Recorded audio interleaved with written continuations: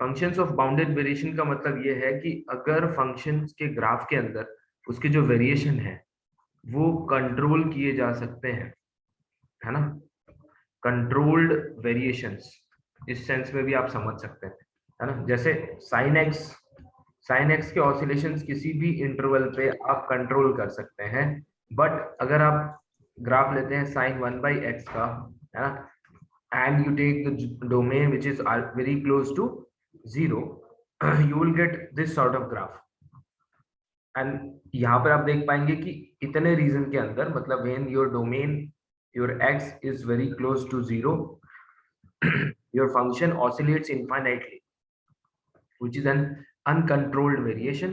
Hence sin 1/x is not of bounded variation. ठीक है, और आपको एक ट्रिक के तौर पे बता रहा हूँ, function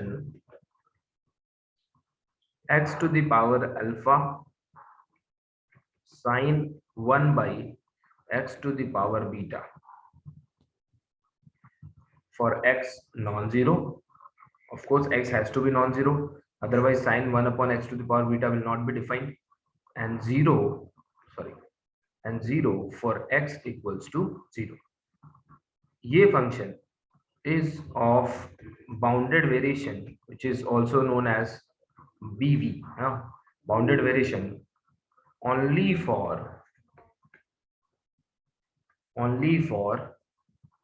alpha strictly greater than beta. ठीक है, अगर आपको इसको देखना है तो आप इसका ग्राफ बना के देख लेना, you will come to know. Desmos नाम का ऐप है, डेस्मोस, इसको आप इस्तेमाल कर सकते हैं, है ना, अच्छा है। X to the power alpha, sine की जगह अगर कॉस आ जाए पेपर में, बिकॉज एक बार नेट के पेपर में डायरेक्टली यही फंक्शन पूछ दिया था, तो हमारे जो रिजल्ट्स हैं जिनको अभी मैं करवाने वाला हूँ उससे शायद कभी कभी गड़बड़ हो जाती है, तो आप इससे भी अगर आप लकी हुए, you may get this question in any exam, which you are going to appear. अभी देखो ये तो ट्रिक्स हैं, इनमें तो कुछ है नहीं, है ना, ये आपको याद रखना है। जैसे for example if I ask you that whether x square sin 1/x cube for x non-zero and 0 when x is equal to 0, is this of bounded variation? And No sir. No. So answer is not of bounded variation. क्यों? Because this quantity and this quantity, this has to be strictly greater than that quantity. Yeah. That has to be strictly greater than that earlier. G of x, okay. So if I make suppose x sin x cos, now एक cos के लिए भी करवा देता हूँ आपको, फिर हम लोग इसको आगे बढ़ाएंगे। cos 1/x to the power cos 1/x, x is non-zero and 0 for x equal to 0. Now is this of bounded variation? अगर आप पिछले रिजल्ट देखेंगे तो also this is also not of this not bounded variation. Reason is कि यहाँ पे जो index है और यहाँ पर जो इंडेक्स है ये दोनों सेम है ना। ठीक है, तो यू में से आखिर कहना क्या चाहते हो? सो कहना ये चाहते हैं भाई कि x square sine 1/x, x non-zero and 0 if x equals to 0, yes this is of bounded variation. ठीक है, क्यों? क्योंकि यहाँ पे 2 is greater than 1। उसी को दिखाने के लिए दो एग्जांपल आपको करवाए मैंने, alpha should be greater than beta, बस आप इसको ऐसे याद रख सकते हैं। चलिए आगे बढ़ते हैं हम लोग कॉन्सेप्ट की तरफ। कॉन्सेप्ट बिल्डिंग हम लोगों ने इसके पहले के लेक्चर में कर लिया है, अगर जिन लोगों ने नहीं देखा है इसके पहले का लेक्चर अवेलेबल है, आप देख लें, अदरवाइज मुझसे लिंक ले लें। सो देखिए बाउंडेड वेरिएशन का डेफिनेशन जो था वो किसी इंटरवल a, b, अगर मैं आपसे बोलूं कि f इज bounded implies f is of bounded variation, बताइए। Yes. First one, No. Yes, answer is no. ठीक है, ये भी हमने किया हुआ था directly Yes sir. For example. And f is of bounded variation, then f is always bounded, answer is yes of course। Yes. क्योंकि हर सब इंटरवल में अगर फंक्शन के वेरिएशंस बाउंडेड है, मतलब जो डिफरेंस है वो फाइनाइट आ रहा है, final minus initial, maximum minus minimum finite आ रहा है, इसका क्लियर मतलब है कि वो अनबाउंडेड नहीं हो सकता। अगर अनबाउंडेड हुआ होता तो yes, कहीं तो इस तरह से ग्राफ जो है, कहीं तो इस तरह से ऐसे जंप किया होता, कहीं तो ये जो किसी सब इंटरवल में जो डिफरेंस है वो इनफाइनाइट आया होता। अगर हर सब इंटरवल में डिफरेंस फाइनाइट है then your job is done. अब देखिए अगला क्वेश्चन है, व्हाट इंश्योर्स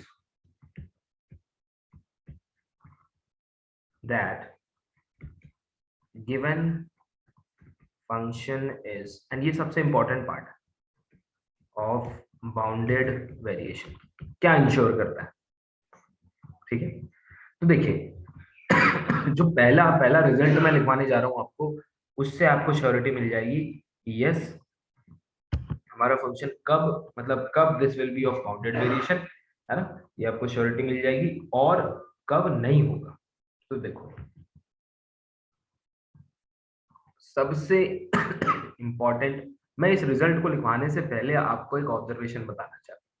अगर आप इसकी डेफिनेशन को देखें तो वेरिएशन का डेफिनेशन क्या होता है, summation I equal to 1 to n modulus of f of xi यानी final value minus initial value, initial value of the sub interval. Sub interval मतलब यहाँ से ये x0 है, ये x1 है, this is x2 and this is xn।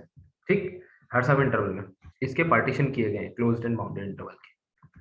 ठीक है, जितने भी लोग नए जुड़ रहे हैं याद रखें, जब नया टॉपिक शुरू होगा शायद आपको तब ज्यादा समझ में आए, सो डू नॉट एक्सपेक्ट कि आपको इमीडिएट सब कुछ समझ में आएगा, बिकॉज जो लोग बैठे हैं they have already completed 43 lectures, so that actually makes a difference, है ना। सो ये देखिए अगर आप ध्यान से देखें और किसी सब इंटरवल, एक छोटे सब इंटरवल की कहानी देखें, xi टू xi माइनस 1, तो ये क्या है, वेरिएशन का एक पार्ट क्या है, f at xi minus f at xi minus 1। ठीक, अगर मैं आपसे कहूं कि मेरा फंक्शन कंटिन्यूअस है, मेरा फंक्शन डिफरेंशिएबल है, तो इस डिफरेंस को आप एस्टिमेट कर सकते हैं क्या? Can you estimate this difference? क्या कोई तरीका है जिससे आप इस एस्टिमेट को इस डिफरेंस को एस्टिमेट कर सकते हैं? क्या आपने कहीं देखा है इस तरह का difference, F of A minus F of B, F of B minus F of A, कहीं देखा है? रिफाइनमेंट में सर इंटीग्रेट किए थे। ओके, अच्छा चलिए, let me ask you some different question. What if I say sir sir sir वो जो सेकंड वाला स्टेटमेंट है ना सर, एफ इज बीवी implies F is always bounded, bounded आएगा सर, वहां पे बीवी हाँ कर हाँ, दिया। अच्छा ये दिस इज टाइप हुआ, चलिए हम्म यहाँ ये सर वो फिर सब पढ़ेंगे ना, इसलिए बता व्हाट दिया। Is your, read. What if your derivative is bounded, ये है जैकपॉट। क्यों? अगर किसी फंक्शन का डेरिवेटिव बाउंडेड है तो क्या होगा, आओ देखते हैं। याद आया किसी को? अगर f डैश x जो है वो बाउंडेड हुआ करता था तो क्या मिलता था इससे? Lipschitz, yes sir, Lipschitz condition, condition को सेटिस्फाई करता था। यूसी। यूसी मिलता था, because Lipschitz implies UC, this implies this. Hmm ठीक है, इसकी डेफिनेशन को देख के ही, और अब आपको तीसरी चीज जो मिलने वाली है, तीसरी इंपॉर्टेंट चीज है बाउंडेड वेरिएशन। अब ये कैसे मिलेगी, है ना, ये मैं आपको दिखाता हूँ। देखिए अगर डेरिवेटिव बाउंडेड है, मान लीजिए आपका डेरिवेटिव फंक्शन जो है वो क्लोज्ड इंटरवल ए बी पे डिफरेंशिएबल है, सॉरी ओपन इंटरवल पे डिफरेंशिएबल है, यानी कि हर सब इंटरवल x0 x1 x2 हर सब इंटरवल पे डिफरेंशिएबल है। इनमें से एक सब इंटरवल मैंने उठाया, उसका नाम दिया मैंने xi, इसका नाम दिया sorry xi minus 1, this is xi। अब इस सब इंटरवल पे भी फंक्शन डिफरेंशिएबल है, इस सब इंटरवल फंक्शन डिफरेंशिएबल है, इसका मतलब क्या है, f of xi minus f of xi minus 1 upon xi minus xi minus 1, this value is less equal m, M. है ना, यहाँ पे लिख सकते हैं, यानी कि मैं जो डिफरेंशिएबिलिटी कॉन्सेप्ट है वो सिर्फ इतने ऊपर अप्लाई करता हूँ, f dash is bounded on each सब इंटरवल। ठीक है, अब ये हो गया, इसका मतलब क्या है, इसका मतलब है you can write f at F of xi minus f minus at xi minus F of 1 modulus less must than be less equal m m into times xi minus minus xi minus 1। ठीक, अब इसका मतलब क्या है, ये चीज आप ellipse किसी भी आर्बिट्री इंटरवल के लिए कर सकते हैं। मतलब ये तो आप हर सब इंटरवल के लिए, मान लीजिए आपने इसके लिए किया, ये क्वांटिटी आ गई, इसके लिए किया, ये क्वांटिटी आ गई। अब मैं आपसे एक सवाल पूछूं, अगर मैं किसी सब इंटरवल के, फिक्स सब इंटरवल के लिए, मतलब मान लीजिए मैंने ये x0 टू x1 के लिए किया, तो इसका क्या आना चाहिए, x1 minus x0 is less equal m into x1 minus x0। फिर मैं इसको आगे बढ़ाऊं, x1 टू x2 करूं, है ना, तो यहां से मुझे क्या मिल रहा है,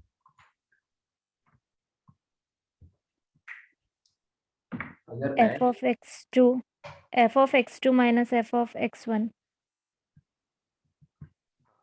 मतलब यहां से पहले सब इंटरवल से अगर मैं वैल्यू देखूं किसकी, f of x1 minus f of x0 की, f of x0 तो इसकी वैल्यू क्या हो रही है, m times x1 less minus equal x0। m in times x minus x0 अगर मैं सेकेंड इंटरवल में देखूं तो क्या हो रही है, सेकेंड इंटरवल में f of वैल्यू हो रही है x2 x2 minus f of x1 is less equal m times x2 minus x1, ये तो हो रही है। यानी कि अगर आप हर सब इंटरवल में, आप बाउंडेड वेरिएशन की डेफिनेशन पे आ जाओ, let's go back to definition, कहां गई, ये है, ये हर सब इंटरवल में आप फाइनल माइनस इनिशियल का डिफरेंस तो एस्टिमेट कर रहे हो, तो क्या मैं यहां से देखना ध्यान से, क्या मैं इसको ऐसे नहीं लिख सकता, that variation is less equal, पहले वाले के लिए m times x0 minus x1 plus m times modulus of x2 minus x1 plus m times x3 minus x2, बताइए can I right like this, plus Yes, m sir. Times xn minus 1, ठीक है। अब m तो common ले लिया हमने, ये अंदर क्या आ गया, मॉड x0 माइनस x1, आपको बता देना चाहिए था अब तक कि अंदर क्या आने वाला है, क्या आने वाला है, no idea, Length of sub intervals. x0 minus s length of length of interval, sub intervals Intervals. ये हर सब intervals इंटरवल, ये समझ हर सब लीजिए, इंटरवल हाँ ये ए बी है, ठीक, ये x0, ये b x1 minus a then x2 and this is xn, तो ये सब इंटरवल्स में ऐड करते जाओ, ऐसे ऐसे ऐसे, है ना, ये आपको क्या मिल सर गया, b minus a मिलेगा exactly f into b minus a. But मैं खुश होता अगर आप ये चीज पहले पिक कर पाते, आपको थोड़ा सा लेट पिक किया है ना, m इंटू बी माइनस ए।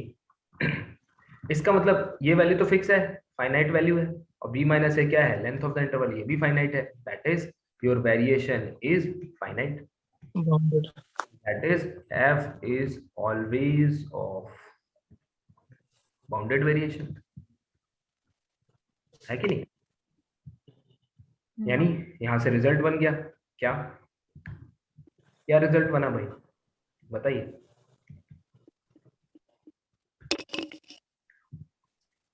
finite में has bounded कौन सा derivative, derivative? bounded derivative implies It has always f bv bounded f is variation of bounded variation। variation ये पहला इंपॉर्टेंट टूल मिल गया हमें, ये टूल ही है, ठीक है। कभी भी बाउंडेड डेरिवेटिव दिखेगा तो तीन चीजें दिखेंगी आज के बाद, कौन सी, लिप्सिस, यूसी, बीवी, lips use ठीक है। तो ये फिगर बहुत इंपॉर्टेंट है, तो याद रखिएगा। बहुत अच्छा एक सवाल पूछता हूँ, इस डेफिनेशंस को क्योंकि आप समझ पा रहे हैं, तो मैं एक सवाल पूछता हूँ, क्या यूनिफॉर्म कंटिन्यूटी में और बाउंडेड वेरिएशन में कोई रिलेशन हो सकता है, can there be any relation between this and this, what do you think, क्यों, क्योंकि फंक्शंस का डिफरेंस तो इसमें भी आता है ना, लेस देन एप्सिलॉन, मतलब अगर यूसी है तो क्या बीवी होगा, यूसी इंप्लाइज बीवी और not, take 60 seconds, think about it and let me know.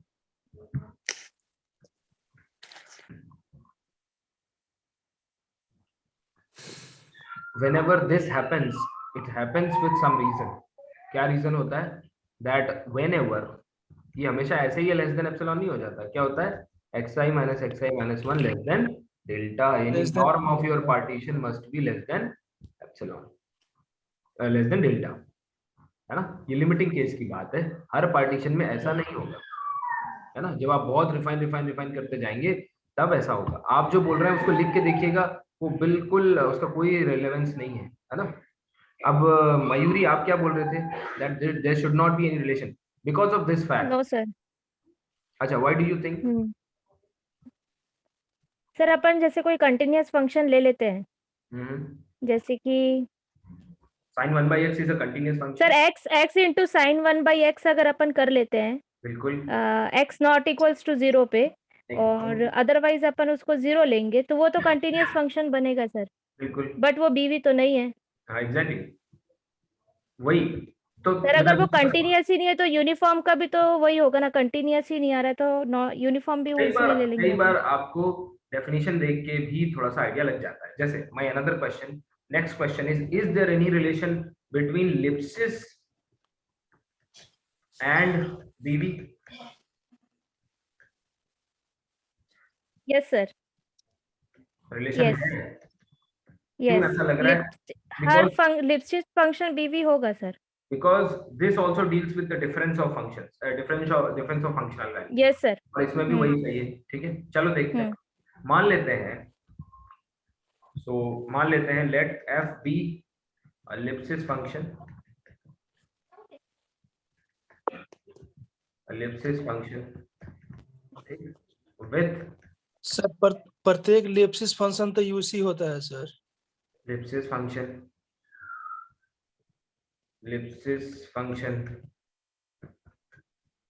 है ना? let f be ellipsis function with ellipsis constant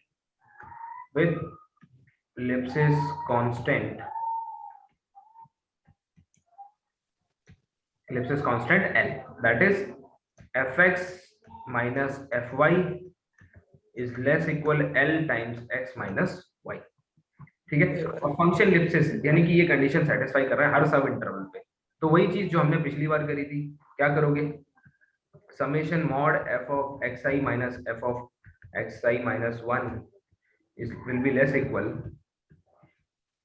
less equal L times summation I equal to 1 to n mod of xi minus ये क्या बन जाएगा? b minus, length of interval b minus है ना? so it implies BB, hence क्या रिलेशन बना? Lipschitz implies BV implies B। अब देखिए, ellipsis implies BV। अब आपको एक ऐसा फंक्शन प्रोड्यूस करना है which is of bounded variation but not ellipsis, a function which is of bounded variation but not ellipsis। अब देखिए sir, root x, okay, root x is not ellipsis, okay, and is it of bounded? Yes, correct। yes sir। Example is fx equals to square root of x, okay, in,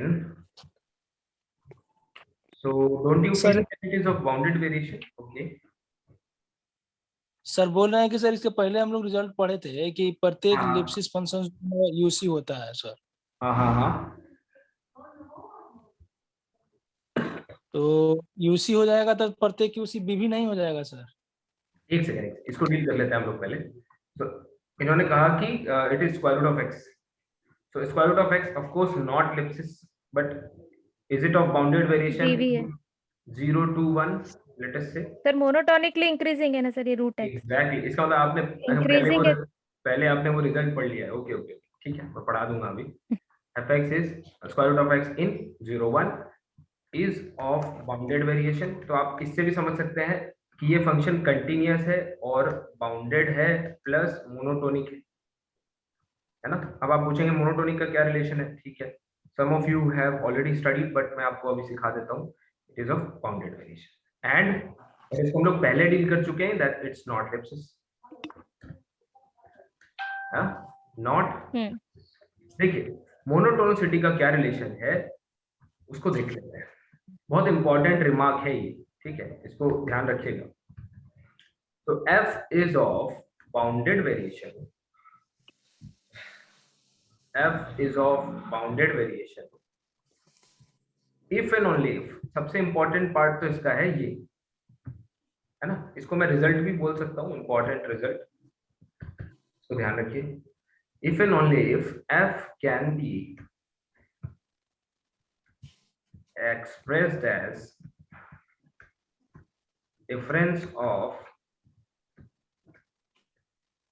two monotonic functions, difference of two monotonic functions। अब देखिए इसमें क्या बोला गया है कि monotonic function, difference of two monotonic functions, है ना। लेकिन इसमें देखिए अगर मैं, यानी कि f can be written as g minus h where g and h both are monotonic, ठीक है। अब अगर मैं कोरोलरी प्रोड्यूस कर रहा हूं, अगर मैं आपसे बोलूं पुट h इक्वल टू 0, क्या ये मोनोटोनिक फंक्शन है?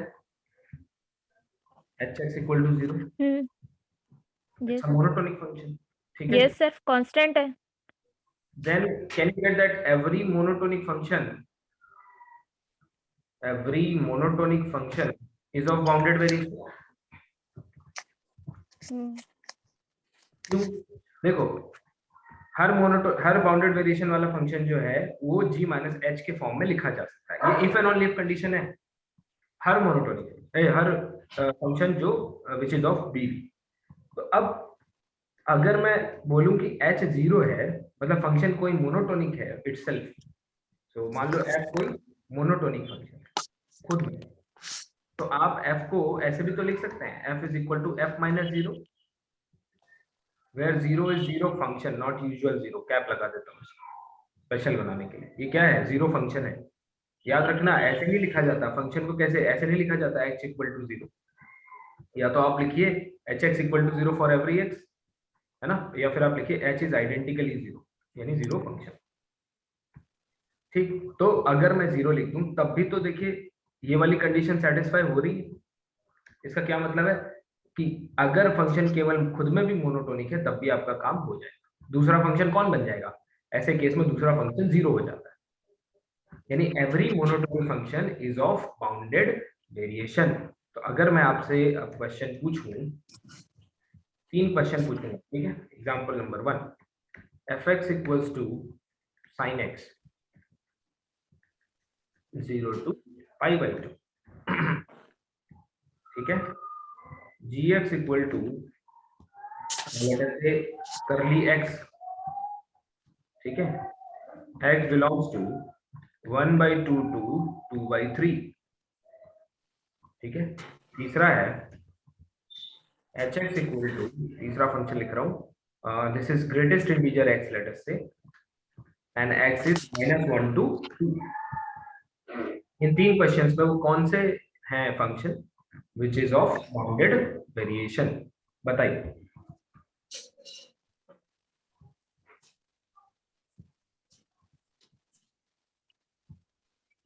सर तीनों ही लग रहे हैं sir. Yes. Someone else? Last वाले का इंटरवल -1 to 0 है सर, -1 to 2। -1 to 2। ये तो मोनोटोनिक है सर। सर ये मोनोटोनिक sin x है? सर है। Yes sir, yes sir. वो है मोनोटोनिक इंक्रीजिंग है सर। करेक्ट। ग्रेटेस्ट करली x है? Yes sir. क्यों है? क्यों है? 1/2 सर मोनोटोनिक सर इसमें ये इनफाइनाइट नंबर ऑफ डिसकंटिन्यूटी है ना सर। अरे ये भी मोनोटोनिक है, इंटरवल देखिए ध्यान से। मोनोटोनिक है सर। यस सर मोनोटोनिक है। फंक्शन का ग्राफ देखिए, ग्राफ याद रखा करो ऐसे, जब तक इंटरवल ब्रेक नहीं होता, बीच में कोई इंटीजर नहीं आ जाता, तब तक ये मोनोटोनिक रहता है ना, याद रखा करिए। Yes sir. तो ये भी हो गया। और तीसरा, ये तो ऑलवेज मोनोटोनिक है, इसमें तो कोई दिक्कत नहीं। Yes, sir. yes sir. तो all three are monotonic functions। ठीक है, चलिए एक और इम्पोर्टेंट रिजल्ट की तरफ हम लोग पढ़ते हैं। वो रिजल्ट ये है कि अगर f मान लीजिए कुछ ऐसा है, let mod fx is greater equal के, मतलब सॉर्ट ऑफ अनबाउंडेड फंक्शन है ना, and f is of bounded variation, then 1 by f will it be of bounded variation?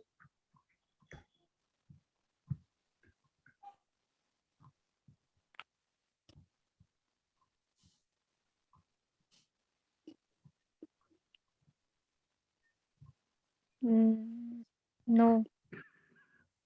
याद रखिए 1 by f को बाउंडेड होना चाहिए था sir. This has some important role to play. ये कॉम्प्लेक्स में बहुत बार आएगा आपके सामने, इसलिए इसको डिकोड कर देता हूँ आपके लिए। ये है क्या? अच्छा, इससे क्या अंदाजा लगता है? What can you observe out of it? उससे सर सर हमको 1 by f सर हो जाएगा, सर हो जाएगा, क्योंकि अपन 1 अपॉन वो करेंगे तो लेस देन इक्वल के हो जाएगा सर 1 by के। Easy easy easy. हाँ बताइए, कुछ गुड्डू कुमार जी कुछ बोल रहे हैं? बोल रहे थे कि सर उस तरह होगा तो इन्फिमम मिल जाएगा सर। और बताइए इस तरह के फंक्शंस के बारे में और क्या ऑब्जर्व कर सकते हैं? Anyone else? बाकी लोग क्यों शांत है भाई? लेट मी पोक यू। चंदन जी, चंदन, दिव्या, जेबा, जितने लोग भी सुन पा रहे हैं,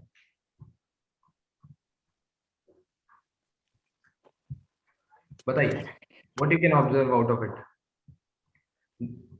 बहुत इंटरेस्टिंग चीज है, बताइए। अगर कोई फंक्शन इस तरह से बिहेव करता है कि वो किसी fix quantity, of course it is non zero है ना, of course k is non zero and k is strictly greater than zero, positive quantity है, क्या कंक्लूड कर सकते हैं?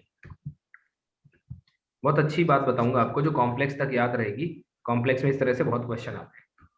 Sir 1 upon f of x what is less equal k 1 by k।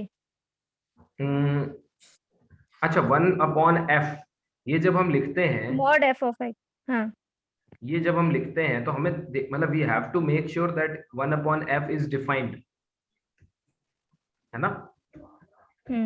इस defined का क्या मतलब होता है? That is fx should not have any zero, क्योंकि अगर कहीं fx जीरो हो रहा है तो 1 अपॉन f अनडिफाइंड हो जाएगा, अनडिफाइंड हो जाएगा। इतना क्लियर है?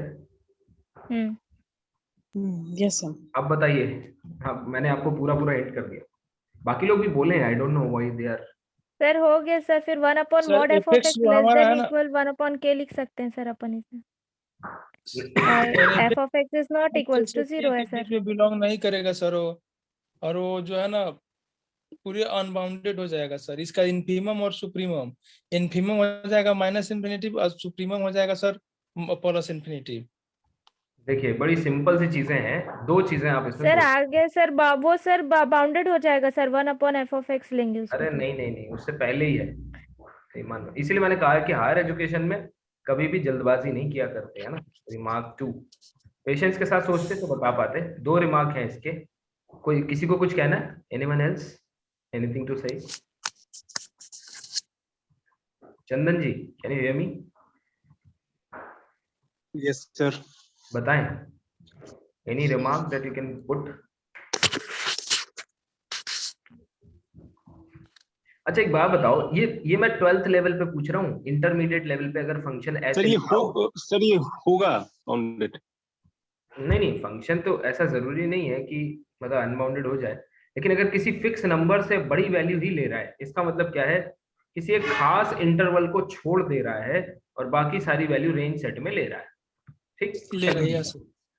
इसका ये मतलब। लेकिन हमारे काम की चीज इसमें से क्या है? तो काम की चीज पहली है ये कि f has no zero, that is no root। Yes sir. बताइए, इतनी सिंपल सी चीज आप लोग नहीं बता पा रहे।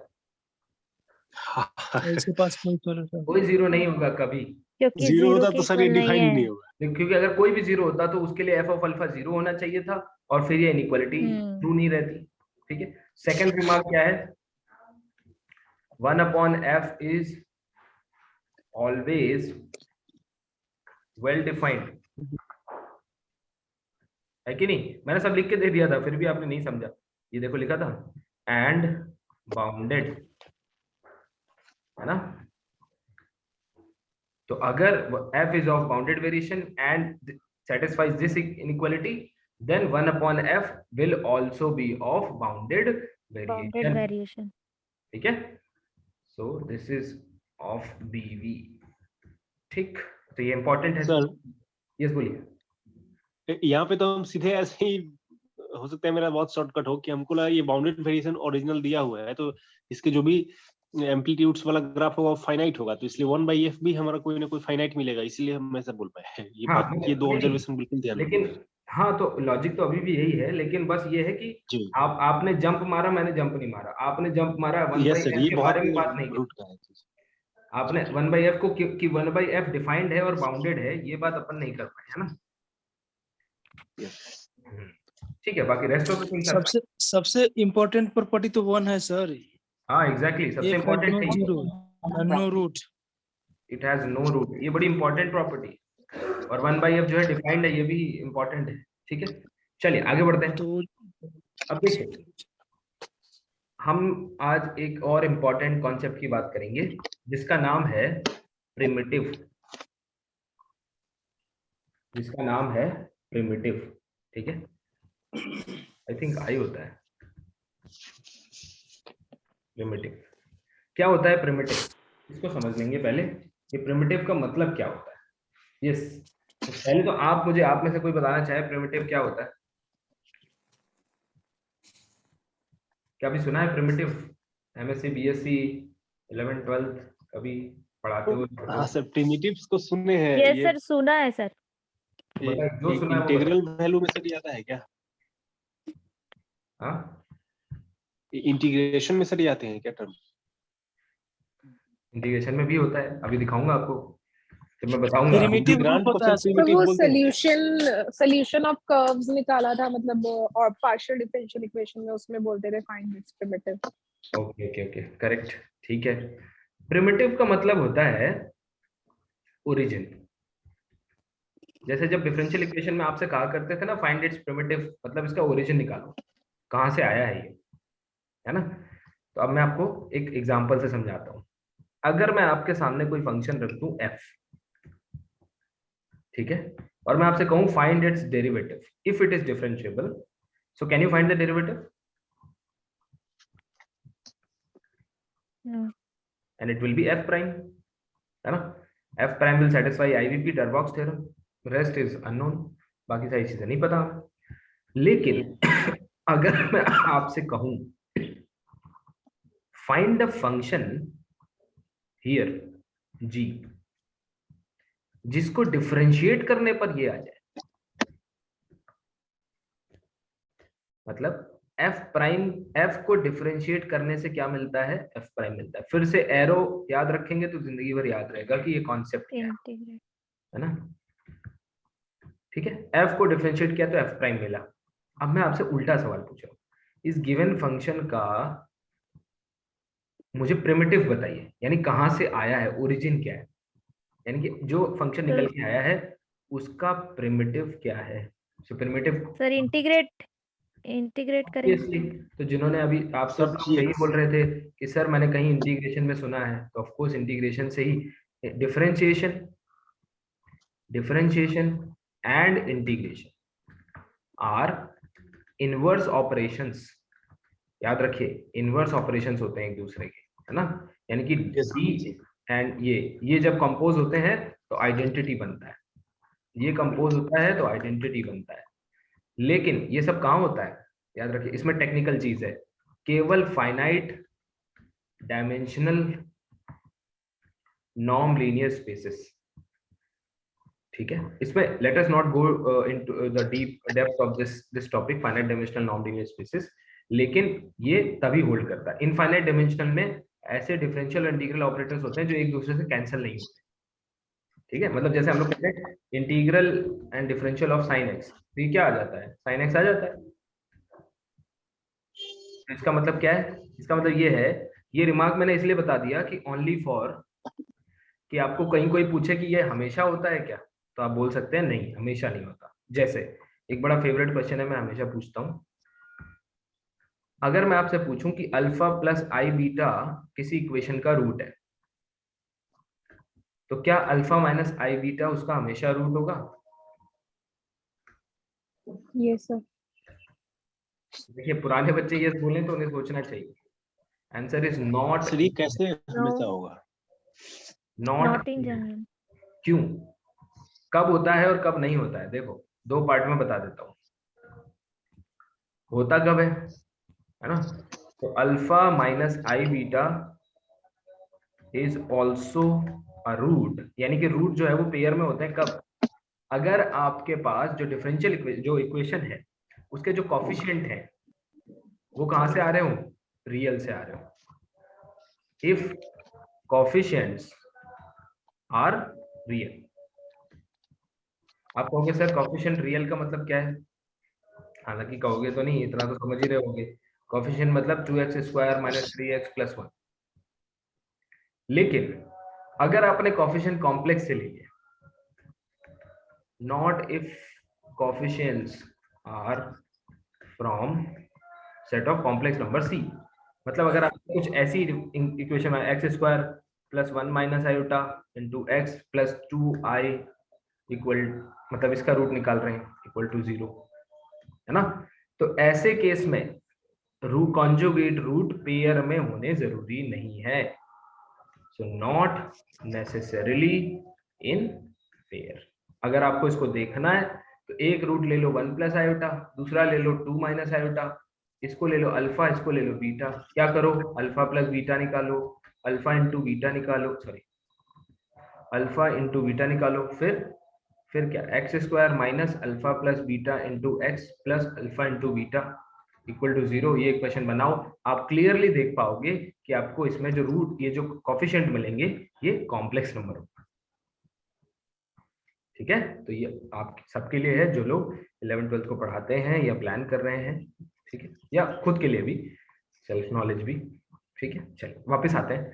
सो डिफरेंशियल, और अभी तक हमने ये देखा है कि डिफरेंशियल और इंटीग्रल एक दूसरे के इनवर्स ऑपरेशन होते हैं, ये इससे कैंसिल हो जाता है, ये इससे कैंसिल हो जाता है, एक दूसरे को कैंसिल, जैसे माइनस का इनवर्स ऑपरेशन कौन होता है, प्लस, मल्टीप्लिकेशन का इनवर्स ऑपरेशन कौन होता है, डिवीजन, है ना, मतलब जो एक दूसरे को कैंसिल कर सके।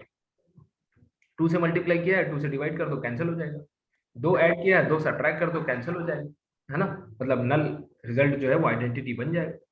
तो ये कॉन्सेप्ट है इनवर्स ऑपरेशन। तो प्रिमिटिव क्या है, अगर आप दिए गए फंक्शन का ओरिजिन देख पा रहे हैं, मतलब कोई ऐसा फंक्शन जिसके लिए g dash is equal to f। अब मैं आपसे पूछूं, देखना, tell me the primitive of cos x, tell me the primitive of, बताओ भाई, cos x, sin x, sine sir. sin x, sin x का differentiation cos, answer is sin x। अब आप समझ गए क्या पूछ रहा हूं। तो प्रिमिटिव हमेशा अगर पूछा जाएगा तो मतलब, अब देखो डेफिनेशन बनानी है तो कैसे लिखोगे, चलो वो भी देख लेते हैं, ठीक है। डेफिनेशन कैसे लिखोगे, अगर आपको स्मॉल f का प्रिमिटिव लिखना है तो let capital F be the primitive of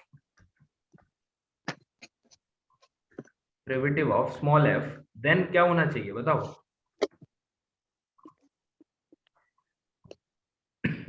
f dash, exactly F f dash equal to f। f, ऐसे बना के देख लिया करो, ये हमारा फंक्शन है, इसके ऊपर एक फंक्शन आना चाहिए कैपिटल F, जिसका डिफरेंशिएशन क्या आ जाना चाहिए, ये आ जाना चाहिए, हो गया प्रिमिटिव, काम खत्म। अब एक और चीज है जिसके बारे में आपको जानकारी होनी चाहिए, तो आज के बाद किसी से ये नहीं कहना कहाँ पढ़ा था, कहीं तो पढ़ा था, इंटीग्रल होता था डिफरेंशियल होता था, देखिए अब एक और क्लियर नहीं हो पाया सर, प्रिमिटिव का मतलब सर, मतलब कि ये वो नहीं होता है, उसका सिग्निफिकेंस क्या हो सकता है सर?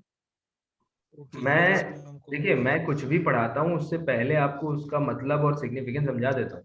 ये देखिए क्या लिखा हुआ है, किसी फंक्शन का ओरिजिन ढूंढना, उसके पीछे का फंक्शन ढूंढना, कहाँ से मामला आया है ना, इसके पीछे, इसके आगे तो एफ प्राइम है, इसके पीछे कौन है, क्या कोई ऐसा फंक्शन है जिसके लिए अगर आप डेरिवेटिव निकालें तो ये फंक्शन बन जाए, समझ रहे हैं? ये है प्रिमिटिव। अब प्रिमिटिव का यूज कहाँ है उसको दिखा दें, उसके लिए मैं आपको एक चीज पढ़ाता हूँ, definition of indefinite integral.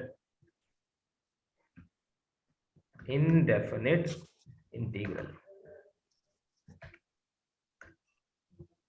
So indefinite integral is defined as capital F of x equals to a to x f dx.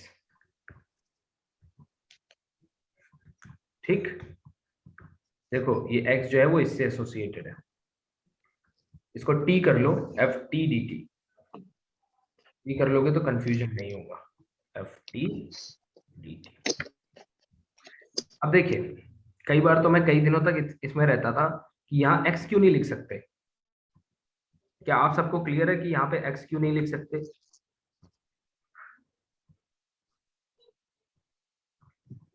मुझे सर चूंकि x हमारा अपर लिमिट है तो लास्ट में वो आएगा ना, पहले तो हम इंटीग्रल वैल्यू देख लेते हैं। तो लिख भी लिए इक्वेशन तो कोई हर्ज नहीं होना चाहिए, because after integrating ultimately we have to put the limit in place of x, तो x की जगह x ही डाल सर वो दिए तो वेरिएबल, हाँ वेरिएबल डिपेंडेंट नहीं होता ना सर इसमें, इंडेफिनिट में अगर आप t की जगह x।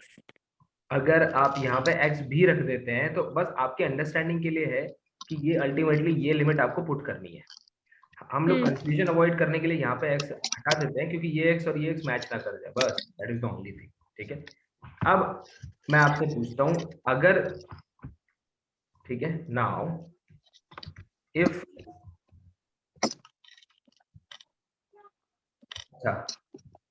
If we differentiate this indefinite integral को, अगर आप डिफरेंशिएट करते हैं तो क्या मिलेगा?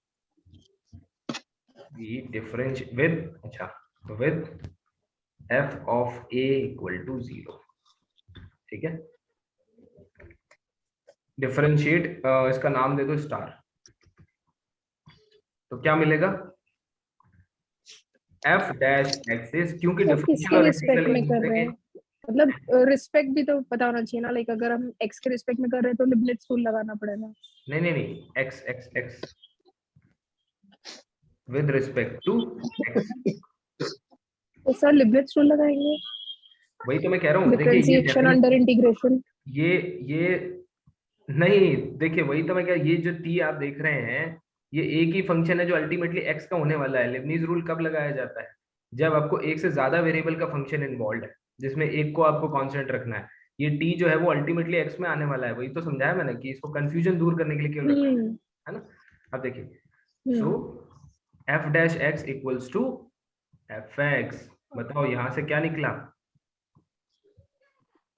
सर क्या मतलब प्रिमिटिव है ही आ गया, f dash equals to f। इसका? क्या मतलब है? कैपिटल F जो आपने ये कैपिटल F इंडेफिनिट प्रिमिटिव है। इंटीग्रल चूज किया था, that was is the primitive. Primitive indefinite integral की कोई डेफिनेशन पूछे और पूछे उसमें कैपिटल F क्या है, तो that is primitive of this small f। ये है सर प्रिमिटिव। वहाँ एफ ए जीरो देना जरूरी है सर, जैसे उसका डेरिवेटिव करेंगे तो ऑलरेडी वो जीरो हो जाएगा। सर अगर लिबनिट्ज रूल भी लगाते हैं ना तब भी यही आएगा। हाँ तो आप अगर लेबनीज रूल से भी आ रहा है तो वेल एंड गुड, पर मैंने कहा कि ये डेफिनेशन से ही डायरेक्टली हो जाता है, लेबनीज की जरूरत भी नहीं। अब देखिए एफ ऑफ ए, नहीं आप समझे, इसको डिफरेंशिएट करेंगे फिर लिमिट अप्लाई करेंगे तो क्या आता है? F X minus F of A, समझ रहे हैं? हाँ तो उसको जीरो तो पुट करना ही पड़ेगा अगर आपको क्लियर फंक्शन चाहिए तो, अगर क्लियर एक्सप्रेशन चाहिए तो, है ना। एंड अदरवाइज क्या आएगा? Capital F x equals F prime X equals to F X minus F of A. ठीक है, अब अगर कई बार सीएसआई और नेट में क्वेश्चन कैसे बनाता है उसके लिए मैं आपको दिखा रहा हूँ, कुछ इंपॉर्टेंट रिजल्ट्स हैं उनको देख लीजिए।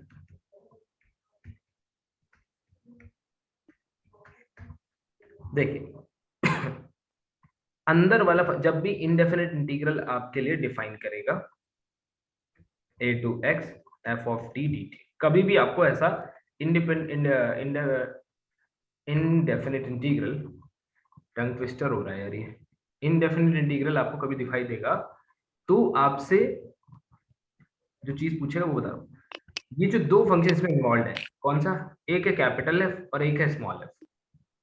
प्रूफ ऑफ एस के मापा में देख सकते हैं, प्रूफ इंटरेस्टिंग होता है, लेकिन रिजल्ट को याद रखने के लिए मैं आपको एक ट्रिक बता रहा हूं। याद रखिए कि जो आउटर फंक्शन है,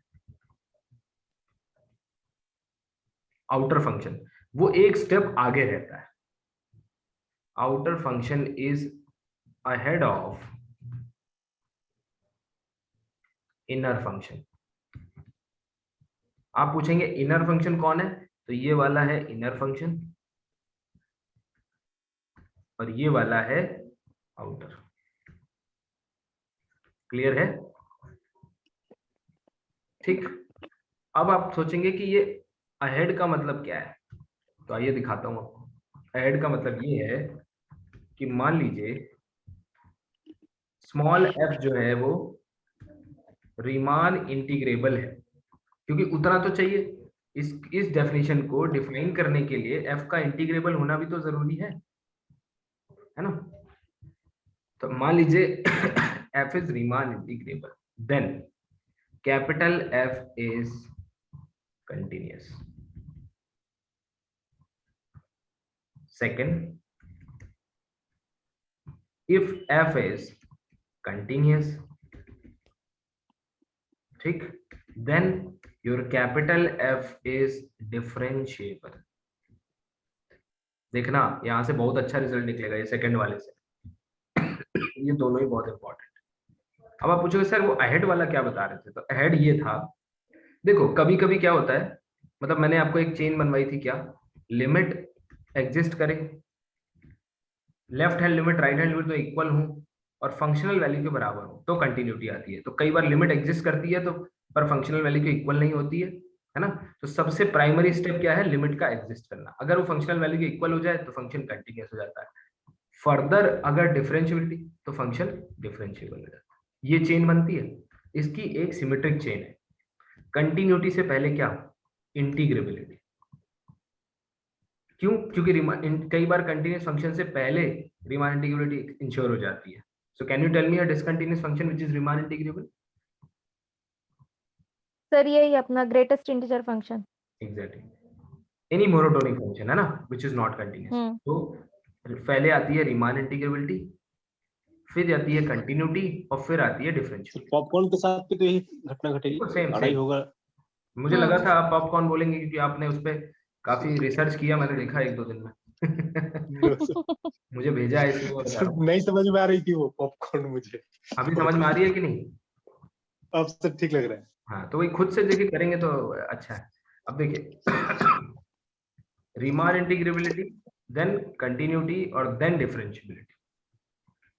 तो अब देखो अगर इनर फंक्शन, यहाँ पे लिख देता हूँ, यहाँ पे लिख देता हूँ capital F x equals to a to x small f of t d t. ठीक, अगर इनर फंक्शन लेवल 1 पे है तो आउटर फंक्शन क्या कहाँ होना चाहिए, लेवल 2 पे। ये देखो लेवल 1 पे है तो आउटर फंक्शन कहाँ होना चाहिए, लेवल 2 पे। ये है आपका लेवल 1, ये है लेवल 2 और ये है लेवल 3। तो अगर अंदर का फंक्शन रीमान इंटीग्रेबल है तो बाहर का फंक्शन एक स्टेप आगे चलता है, कंटिन्यूअस हो जाता है। अगर अंदर का फंक्शन डिफरेंशिएबल हो जाएगा सर, अगर अंदर का फंक्शन कंटिन्यूअस हुआ तो बाहर का डिफरेंशिएबल हो जाता है। डिफरेंशिएबल हो जाएगा, चेन है वो। हाँ, इसको आप प्रूव भी कर सकते हैं, ये बहुत इंटरेस्टिंग है, आप इसको प्रूव कर सकते हैं। देखिए अब प्रूव करने के लिए आपको क्या करना पड़ता है, कैपिटल एफ एक्स माइनस, आपने क्या गिवन क्या है आपको, देखना एफ इज आर आई, यही तो गिवन है रीमान इंटीग्रल। यानी दिस इंटीग्रल इज फाइनाइट। तो आपको इसको एस्टिमेट करना है। इसको एस्टिमेट करने के लिए आपने क्या किया, a to x है ना, a to x f of t dt minus a to y f of t dt। बताइए ठीक है, क्या आप इसको x to y a to x x to y, ठीक है, x to y लिख सकते हैं f t dt। अब देखो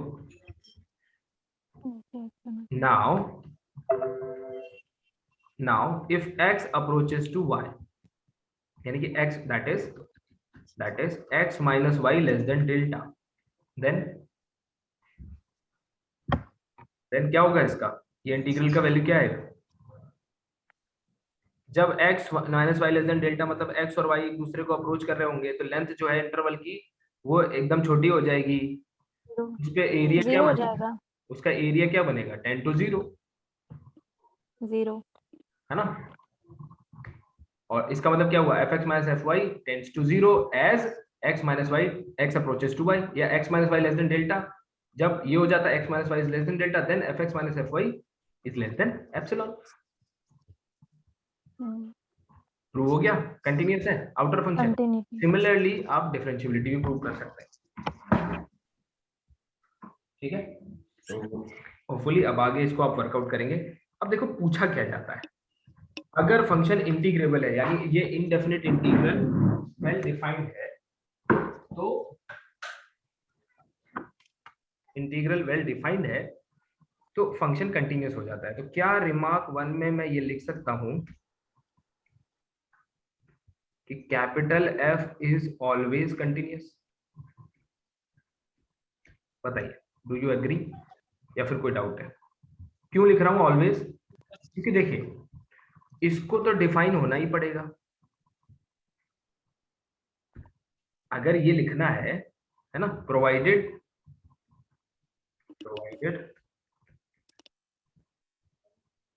इट इज डिफाइंड। अब ये देखिए सिर्फ आपके लिए लिख रहा हूं, ये लिखना नहीं चाहिए मुझे। क्यों, अगर कोई फंक्शन डिफाइन नहीं है तो क्या फंक्शन लिखने का कोई मतलब होता है, बताओ मैथ्स में? नहीं sir, that doesn't make any sense, है ना। so क्योंकि फंक्शन हमेशा डिफाइन रहेगा, और डिफाइन कब रहेगा, जब रीमान इंटीग्रेबल होगा। भाई इंटीग्रेबल होगा ना तभी तो, और जब डिफाइंड होगा यानी इंटीग्रेबल होगा, अपने आप कंटिन्यूअस होगा। सो f is always continuous. Remark number 1। Remark number 2, और यहाँ पे बहुत इंपॉर्टेंट एक मैं स्टेप लिख रहा हूं, दैट एवरी कंटिन्यूअस फंक्शन, इसको इंपॉर्टेंट में डाल दीजिए, इस पे क्वेश्चन आ चुका है यस है नेट में। एवरी कंटिन्यूअस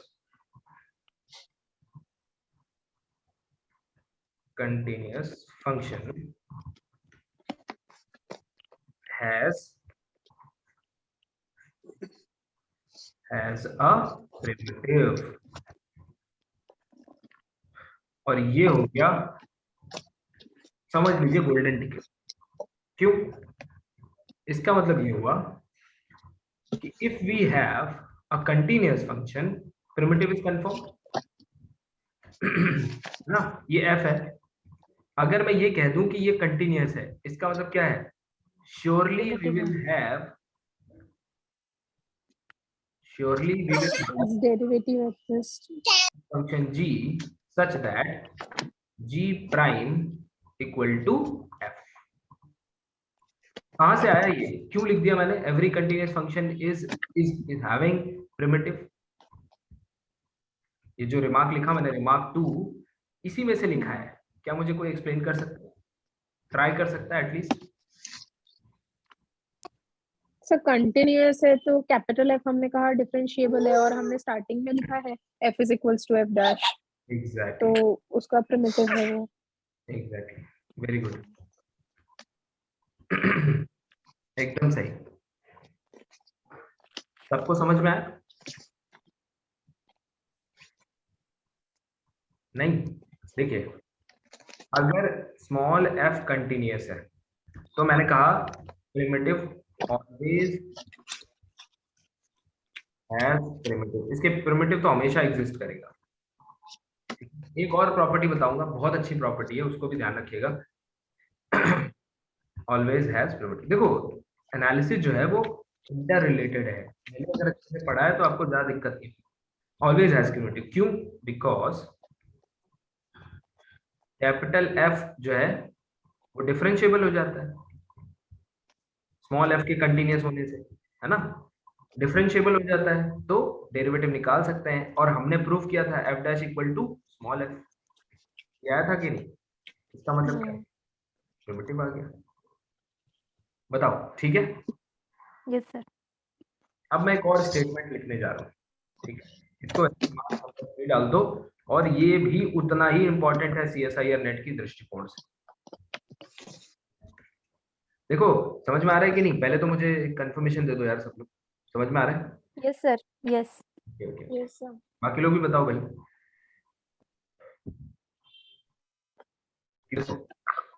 नंबर 3, अगर मैं आपको बोलूं क्या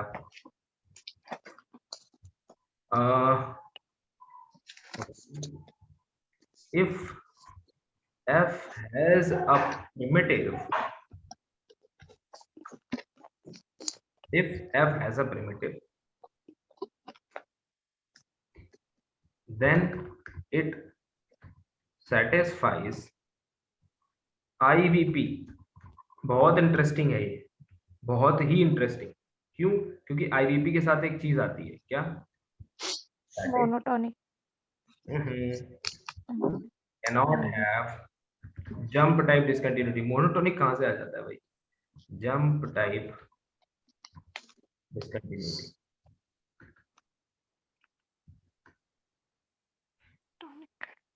आप एक ऐसा मोनोटोनिक फंक्शन बना सकते हैं जो IVP सेटिस्फाई नहीं करता है। देखिए दिख रहा है स्टेप्स, ये मोनोटोनिक फंक्शन है लेकिन IVP सेटिस्फाई नहीं कर रहा है ना।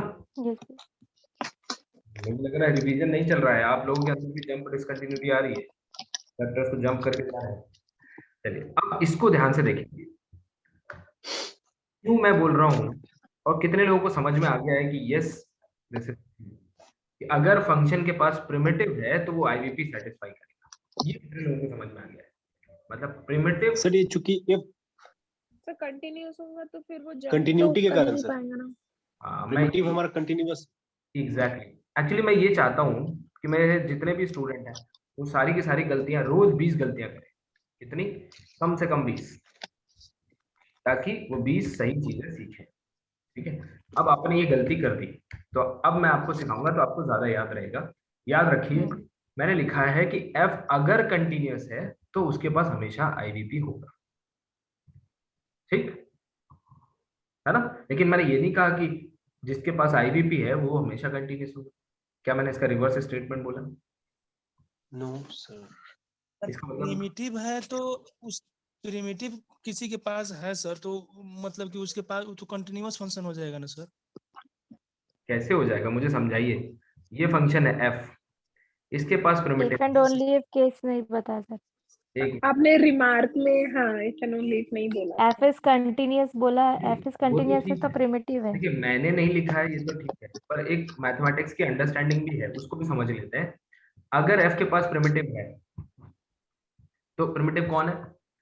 ये यस सर। गुड्डू जी की बात कर लेते हैं। ये पेन नहीं चला रहे हैं मुझे लग रहा है।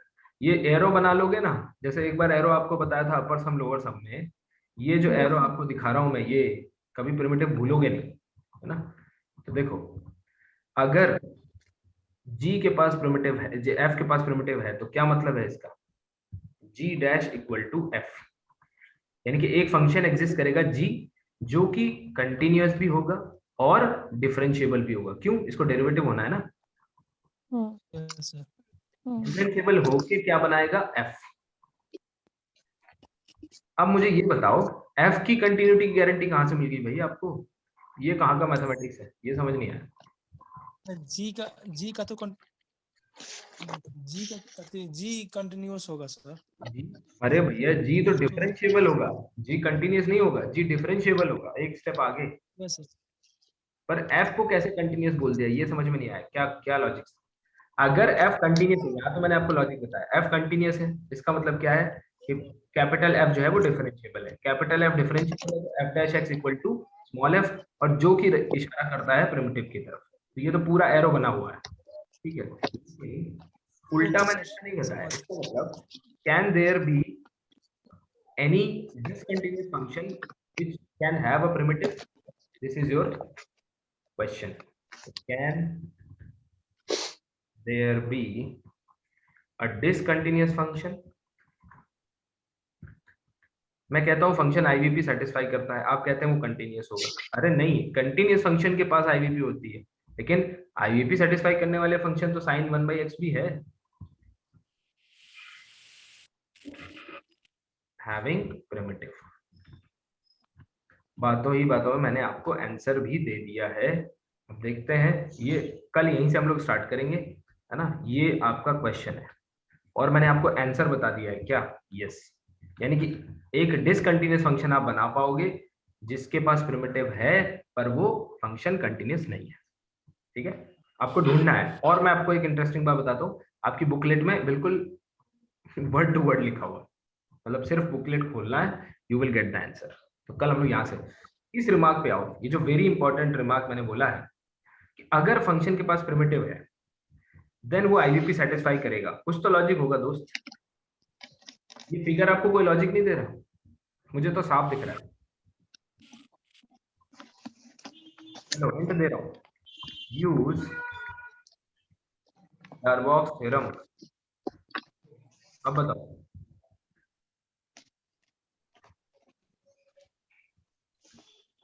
यूज डार्बॉक्स थ्योरम, बताइए, सोचिए डार्बॉक्स थ्योरम क्या कहती है और प्रिमिटिव होना क्या होता है।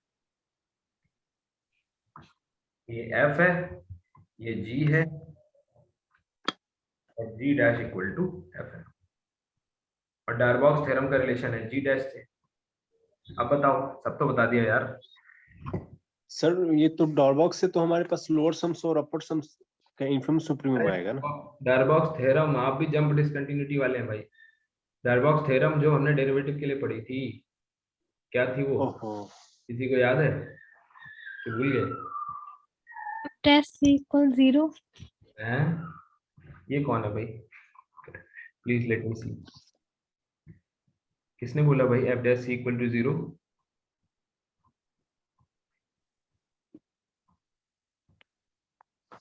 चलिए मैं रिकॉर्डिंग में देख के बता दूंगा। Anyway that is Rolle's theorem. अगर ये दशा है तो आपको अच्छे से पढ़ना चाहिए। किसी को नहीं याद है डार्बॉक्स थ्योरम? क्या बात है। सर एफ को कंटिन्यूअस और मतलब डिफरेंशिएबल होना चाहिए। ये किसने कहा था? अगर देखिए, मुझे आपको याद है मैंने एक बार क्लास बंद कर दिया था। मुझे आज बिल्कुल वैसी फीलिंग आ रही है, लेकिन आज वाकई क्लास बंद होने का टाइम। आजल त्याला फोन करून पहा जे फोन करत आहे. नाही, फोन करा, कॉल करा, तिचा क्लास चालू आहे म्हणून.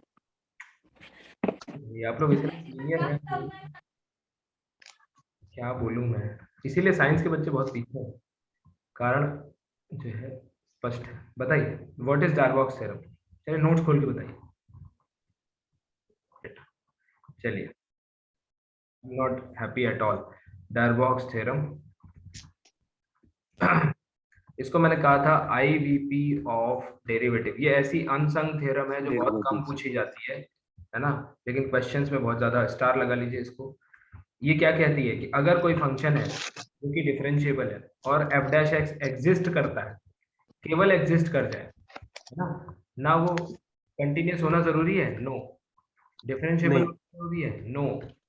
फिर भी एक प्रॉपर्टी इसके पास हमेशा होगी, वो है आईवीपी, और ये चीज आपको समझ में नहीं आई, है ना, आईवीपी। अब बताओ, जी अगर प्रिमिटिव है तो जी डैश एग्जिस्ट कर रहा है, और जी डैश ही तो एफ है। यस सर, आईवीपी, हाँ हाँ, तो F G dash IVP satisfy करेगा, अर्थात एफ आईवीपी। बिल्कुल सर, बिल्कुल डॉरबॉक्स सर। अगर आप लोग मुझे ये पिक करके बताएंगे, ये तो बड़ा अजीब सा हो रहा है भाई।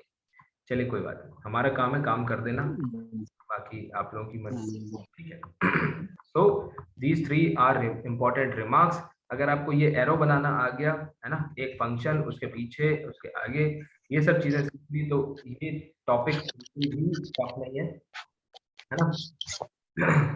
और ये कल से हम लोग शुरू करेंगे मल्टी वेरिएबल कैलकुलस। तो कल से बोलिए जो लोग आज थोड़ा सा ऑड फील कर रहे होंगे उनको मुझे लगता है कि they will feel better. Multi variable calculus जो लोग भी पढ़ना चाहें वो बिल्कुल, क्योंकि हम लोग बेसिक से स्टार्ट करेंगे, मल्टी वेरिएबल कैलकुलस हम लोग सीखेंगे, ठीक है। ये चैप्टर यहीं क्लोज होता है। इसके जितने भी इंपॉर्टेंट रिजल्ट हैं उनको देख लीजिए, ये वाले क्वेश्चन का आंसर जरूर लेके आइए, ये आपकी बुकलेट में लिखा हुआ है ना। बहुत आसान है, हिंट है, साइन वन में इसका इस्तेमाल करो, ठीक है। चलिए, thank you so much for joining, see you all.